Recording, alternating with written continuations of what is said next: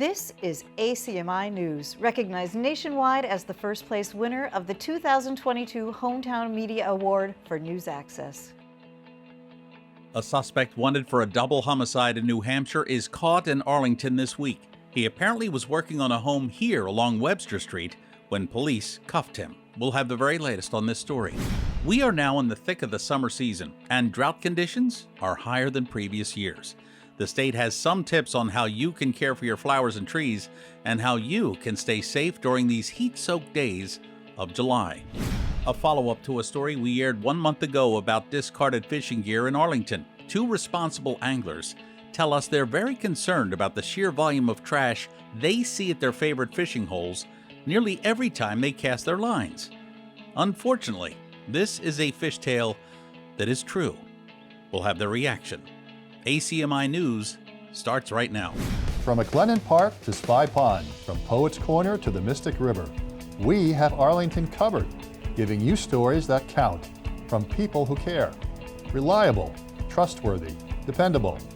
This is the 2022 nationwide award-winning ACMi News.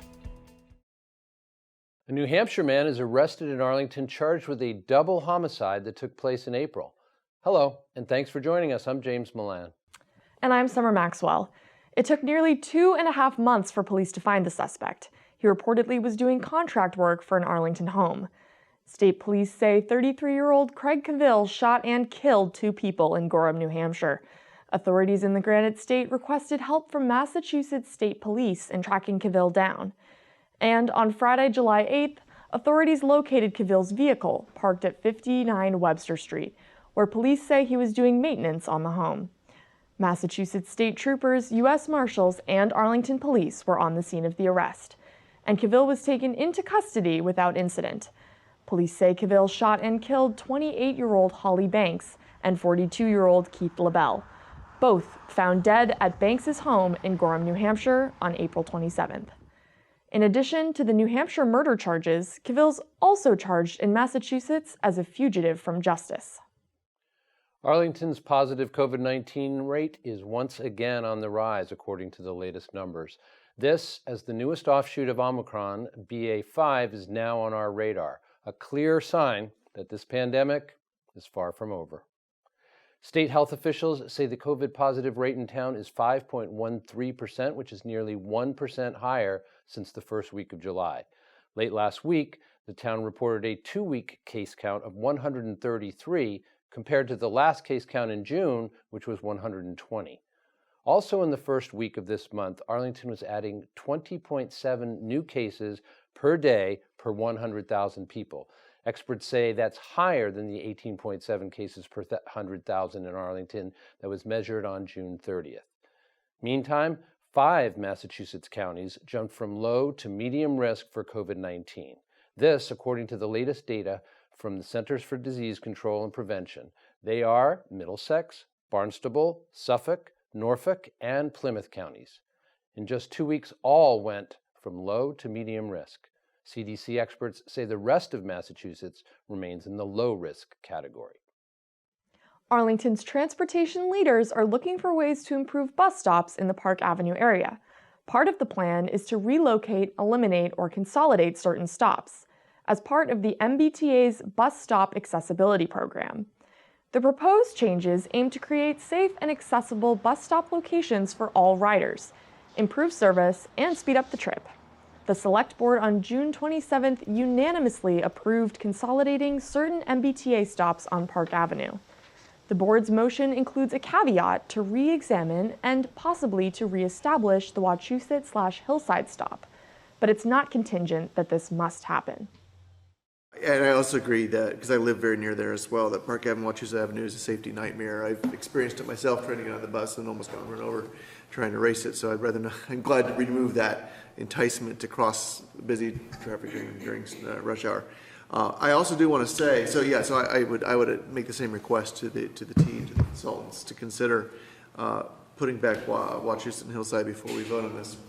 I do want to express my appreciation, however, to the receptivity to public feedback in retaining Park Avenue, Oakland, and particularly Park Circle and Eastern Avenue in response to a couple residents who are both my neighbors who have disabilities and really need that Park Circle and Eastern Avenue stop. So thank you for your responsiveness to that already. I was looking for that tonight and was very pleased to see that those made it back into the plan. The removal of the stops as planned, I mean, how much time would it have reduced the trip time? The standard that we use, again, it typically varies based on multitude of factors, including congestion and stoplights versus stop signs and ridership. But the standard assumption is with one bus stop removed, the runtime of the bus is subtracted about 30 seconds. So when you think about everyone on the bus, that can add up to multiple minutes or even hours per day of time savings. The plan does not recommend any changes to the way buses navigate through the area. Consultants aim to finish this project during the construction season, adding that they're putting the finishing touches on a presentable design. If you want the latest on this plan, just go to the town's website, arlingtonma.gov. On July 13th, Planned Parenthood led the charge in a nationwide Bands Off Our Bodies walkout, a national day of action to amplify the fight for abortion rights across the United States. The day was also set aside to show support for abortion providers and set the stage for actions over the next few months. This week, I had the chance to talk to some Arlington residents about this divisive issue. So you've heard of the recent overturn? Oh yeah. What is your opinion on that? Well, you know, I have a lot of mixed opinions about it, but first off, I think it's women's rights first, and then, you know, there's issues, and even in states where it's being allowed, you got to have, you know, allowances for rape and incest and birth defects, and sometimes the mother might die if she doesn't, you know, not have the baby. And there's all kinds of questions about artificial insemination that haven't been answered, you know. So it's very complex, but I think to make it simple, only women should have the say. I think it's a terrible decision and really just bad for everybody. It's appalling, it's shocking. Mixed. I've always thought the decision was wrong, although I support the right to abortion, but I thought the decision was wrong. But the way I think the overturning it is even worse. I mean, the reasoning behind it is just absurd. It really scares the Jesus out of me. Could you elaborate on that? Well, basically, they've set themselves up to overturn everything, that every right we have is not explicitly written into the Constitution. And that's troubling. I'm disgusted. I think it's absolutely just appalling, and I can't believe that Supreme Court justice would lie under oath and turn back precedent and take a woman's right away. I think it's absolutely appalling, and I am truly absolutely disgusted. Have you heard of the Planned Parenthood-sponsored walkout happening this Wednesday? I have not, and I'm glad to hear about it. I've heard about other, you know, events. But yeah. I have not, no. No, I hadn't. I haven't here, no. Would you consider participating in it? Of course. Would you mind saying why? Because I think any attention that we can get towards this horrible decision, and anything to support Planned Parenthood, of course, anything that they're sponsoring, I would stand behind. Many political analysts say the recent Supreme Court ruling on abortion will clearly be front and center come the November elections. Currently, more than 90% of Massachusetts is under some sort of drought condition. That, according to the State Executive Office of Energy and Environmental Affairs. Officials there have declared significant drought conditions for Arlington, the North Shore, Metro West, and Boston. Residents are asked to minimize water usage as much as possible and be cautious when using open flame grills, matches, or fire pits. And don't forget the flowers and trees. One of the best ways to make sure trees are properly watered over the summer is these tree bags, or tree gators. These slow-release watering bags can go a long way in making sure Arlington's precious canopy remains lush and green for years to come. You can easily replenish the tree's water supply through the feed openings in the bags. an environmentally safe and sound way to irrigate one of Arlington's precious resources. Arlington's Department of Planning and Community Development has been hosting several meetings in recent weeks. One in late June focused on the ongoing Mystic River Path to Minuteman Bikeway feasibility study and the intersection of Appleton Street and Mass Ave. DPC's acting director, Kelly Leinema, told me recently about two key meetings in late June which focused on these topics. The first one was to share the results of the Mystic to Minuteman Bikeway feasibility study. And so we had a virtual public meeting there. We will be posting those results or the report on the town website. And so that will be included with the email that includes this update. So we invite people to take a look. The next steps on that plan is that we will be we're trying to pursue grant funding in order to move into design.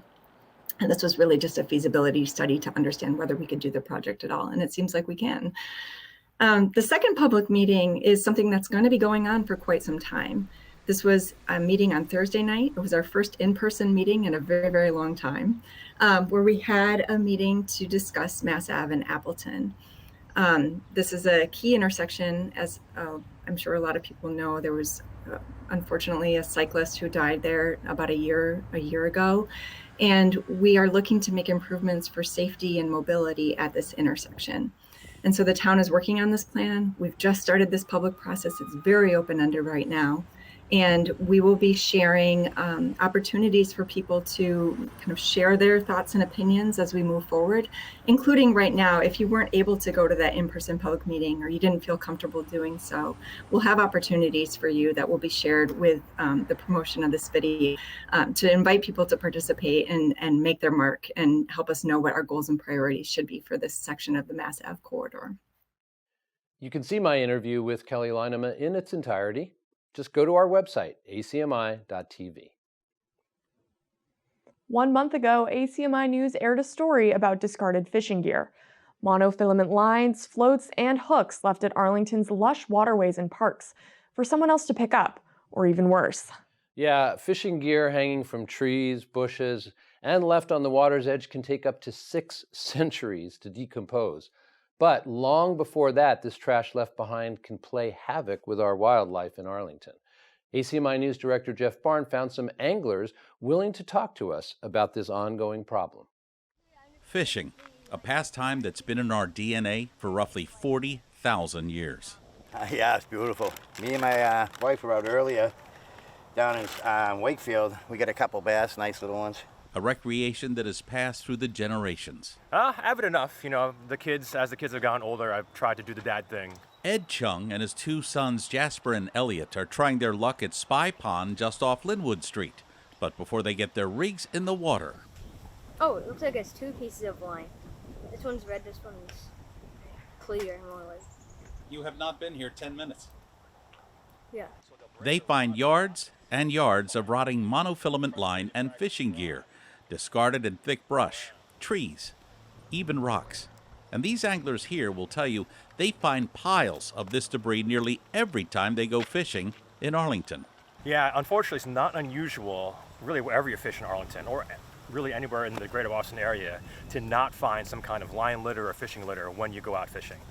It's just, unfortunately, part of the background. These areas are well loved, well used, which is good in one sense, but it is a double-edged sword because with usage comes misuse as well. Unsightly rubbish like this can take centuries to decompose. It takes away the stunning beauty of this ancient pond, and it has often cut the life short of the myriad wildlife inhabiting Arlington's waterways. I try to get all the line I can and not fish near the trees, just for the fact I don't want to get tangled up. You know, it's a pain in the butt.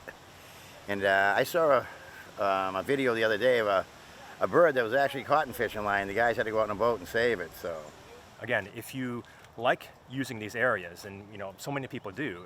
We met a lot of people fishing. It's great. You can bike here. You can just enjoy the afternoon. It's a public use area, and it's wonderful to have these resources. But if you want to continue to enjoy these resources, then we need to do our part to just be good stewards of the area. Responsible anglers will tell you the trashing of the town's precious resources can easily be prevented with just a little effort and a lot of common sense. what you come in with, go out with. take your line, everything you can, you know. Yeah, just trying to be a good citizen, leave a place better than you found it. But it's also for safety reasons. I got kids running around. I remember when they were little and they would get everything too. So it's important for me as as someone who uses this area, and also, someone who has kids to, again, try to pick up, clean up where you can, try to have some pride of place. But also, if I want this place to be around and usable and safe for my family, other families, then I got to pick it up a little bit and try to keep it picked up. Area anglers stress Arlington only has one spy pond, one Monotony Rocks Park, and one reservoir, and that if there's too much of this,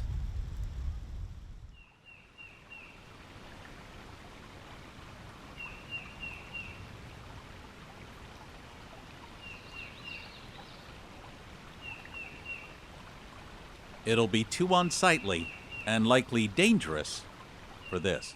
No one's born knowing how to fish. So I think if you take the time to, educate yourself, you're going to catch more fish, but you also be a better steward of your resources too. Teach a person to fish. Exactly, teach a person to fish, just like some other people. For ACMi News, I'm Jeff Barnes.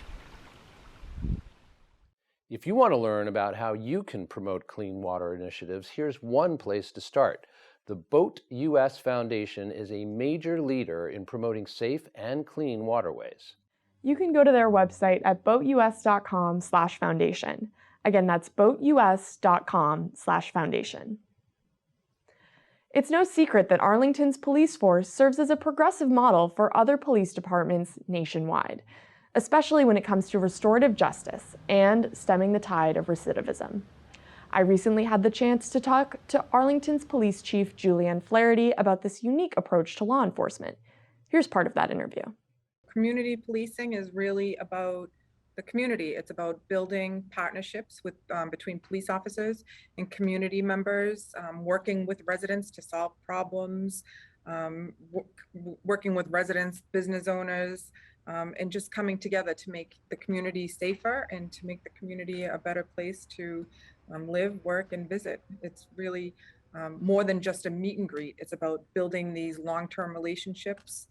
A lot of some of the more serious crimes that we've solved in the past had involved people who we built these relationships with prior to. So we want our residents and our business owners to know that members of the police department are caring, compassionate, very well-trained professional police officers who want to work with people in the community to solve these problems and to solve crimes and just to make the community stronger.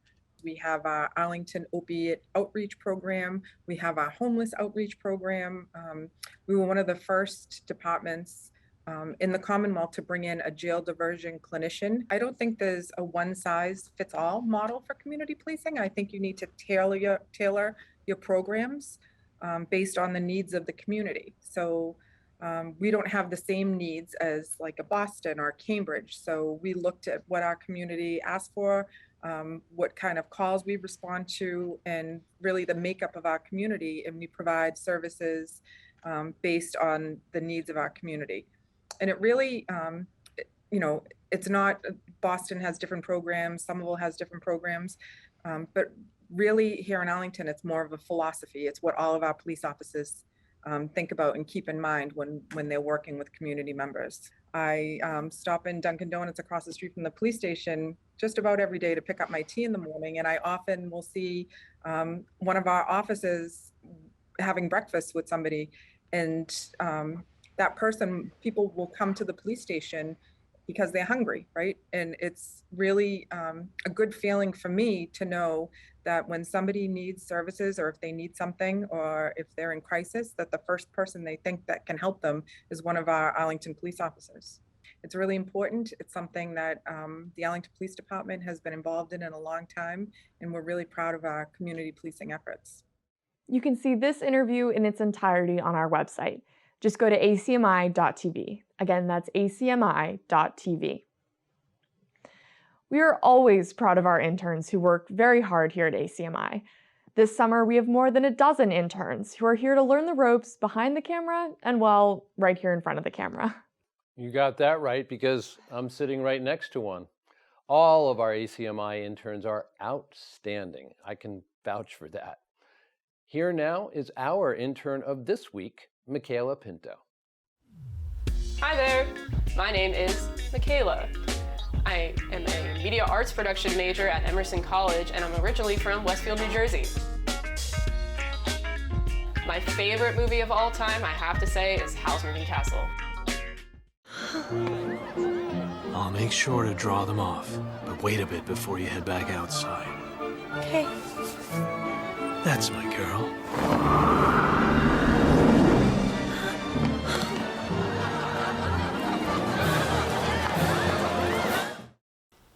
Howl has my heart.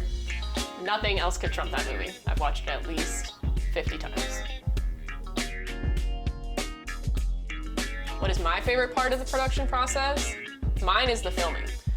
I just want all hands on deck. I can't imagine not being able to work and craft something that's really beautiful. For me, the tech is my creative process. I can't imagine not being able to control the lights, sound, cutting a specific way to make a broadcast something special. Why did I want to be an intern at ACMi? I want to go into live broadcasting later in life. I want to do big events like live concerts, award shows, maybe even big sporting events or the news. And that environment is so exciting to me. I can't imagine doing anything else with my life, but I still have a lot to learn before I get there, and I think ACMi's studio environment is a great space to learn. Everyone's been so welcoming so far, and I can't wait to continue working here over the summer. All right, and now it's time for everyone's favorite game, Two Truths and a Lie. Only rule is, find the lie. Here are your options. Option 1, I was hit by Snooki and her TV crew, and she knocked over my plate of mac and cheese. Option 2, I was hit by a motorized scooter on my way to school. Option 3, I'm allergic to nuts. You have 5 seconds to figure out the answer. Starting now. Time. The answer was in fact option 3. I am not allergic to nuts. Shame on you. You should have known that. Do better. That's a lot of fun, isn't it? You will be meeting more ACMi interns throughout the summer. And from current ACMi news interns, namely myself, we have been contacting several former interns who've gone to bigger and better things in the TV news biz. Stephanie Wittenbach, who's a graduate of Emerson College, was an ACMi news intern in the fall of 2018, and she now works for the ABC affiliate in Bangor, Maine. And we're elated to hear that she owes much of her success to what she absorbed here at ACMi. Stephanie Wittenbach, reporter at WBII in Bangor, Maine. You've been at it now for almost 2 years. You were an intern here, I believe, in the fall of 2018. How's it going in your career? So after I graduated from Emerson, I was there for about 2 years only.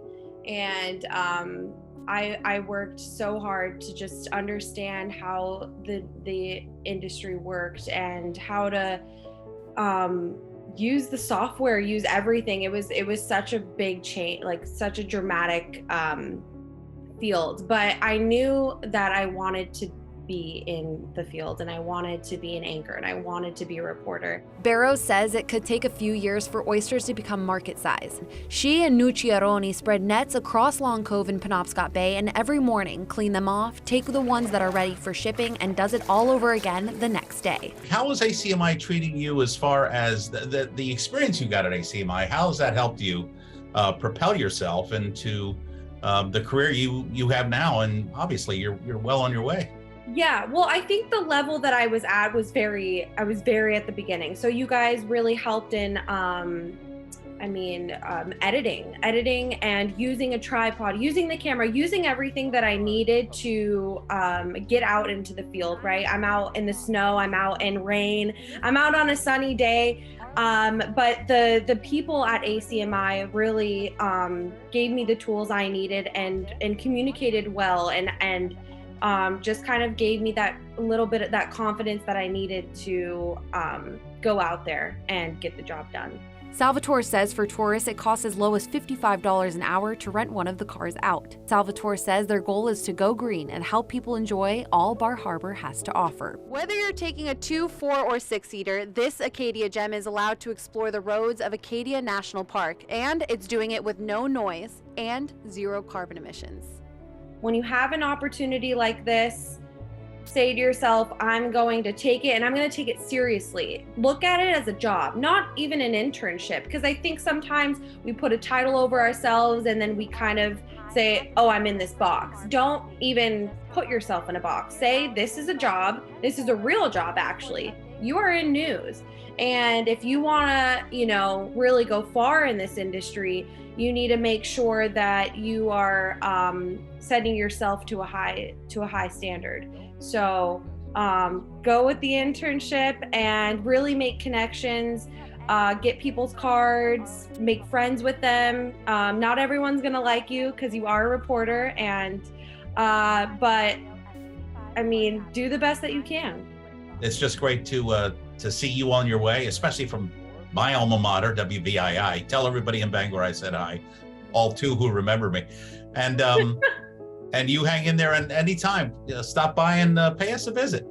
Yes, I will. Oh my word. I have to come back to Boston. I think of the North End all the time. I'm like, I really want to get back. Good for Stephanie. We're also in contact with other former interns who are now delivering their stories daily at affiliates around the nation. You'll soon be seeing former interns and now current TV reporters in Erie, Pennsylvania, Savannah, Georgia, Washington, D.C., and Bakersfield, California. And if you would like to become an intern here at ACMi or know someone who does, I'm your guy. Call me at 781-777-1115 or email me, I'm James Milan, at james@acmi.tv. And we don't even have to tell you, after learning with us, you may be needing to sign an agent up within a couple of years. Now that we're deep into the summer season, have you been to the farmers market yet? If you haven't, you're missing out. The farmers market is open from 2 to 6:30 p.m. at the Russell Municipal Lot at 29 Mystic Street through the month of October. You'll find all kinds of vegetables, jams, jellies, relishes, flowers, bread, croissants, fruits, and cheese. There's even us. Yes, ACMi is there. This week, a lot of folks stopped by to say hello. They also learned how to take part in Arlington's TV station. This was not a one-time only affair. We will be at the farmers market through October. So if you're interested in learning and creating in front or behind the camera, producing, directing, writing, public affairs, news, and sports, ACMi has it all. We hope to see you at the farmers market sometime soon. We've been having fun all summer long. Do you want to see a fine and natural sight? A supernatural delight?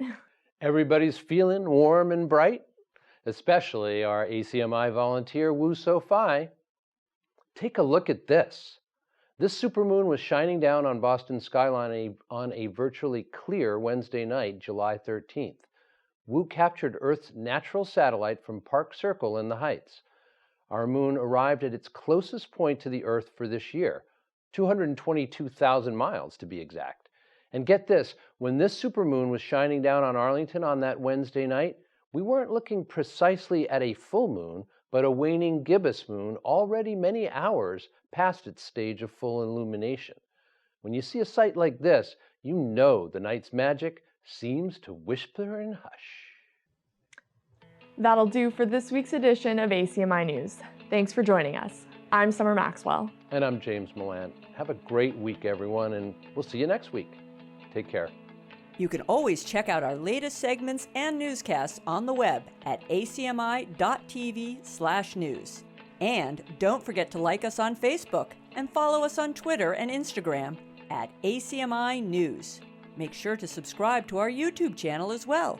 You'll find us at youtube.com/ACMi News. If you have any news tips for us or wish to become a citizen journalist, we'd love to hear from you. Email us at news@acmi.tv or stop by ACMI Studio A at 85 Park Avenue.